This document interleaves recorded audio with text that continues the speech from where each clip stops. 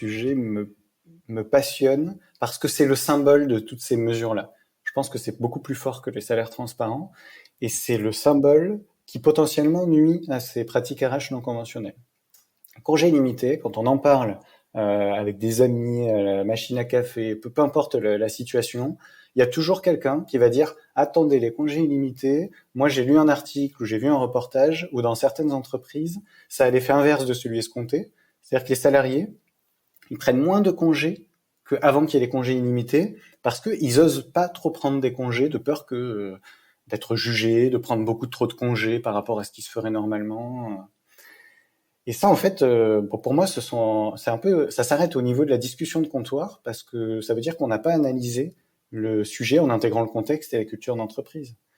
Évidemment que dans une entreprise dans laquelle la culture n'est pas compatible avec ça, où on attend des gens qui travaillent énormément et que il y a un jugement de valeur sur les gens qui s'absentent trop, évidemment que si on met en place les congés illimités, les gens vont prendre moins de congés. C'est pas une surprise.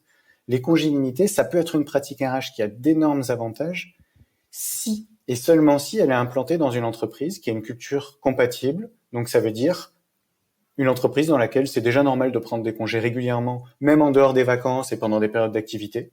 C'est quelque chose qui est normal dans l'entreprise, donc dans la culture, et que l'entreprise, elle a déjà travaillé sur le fait que on ne craint pas d'être jugé. Sur les horaires, nous, ce qu'on a fait, si on prend l'exemple des horaires, hein, pour faire une comparaison, depuis 4 ans, c'est interdit chez Youno de dire tu prends ton après-midi quand il y a quelqu'un qui part, mais peu importe l'heure à laquelle il part. Parce que sinon, on sait qu'il y a des personnes qui pourront se sentir un petit peu jugées et qui du coup ne profiteront pas de cette flexibilité.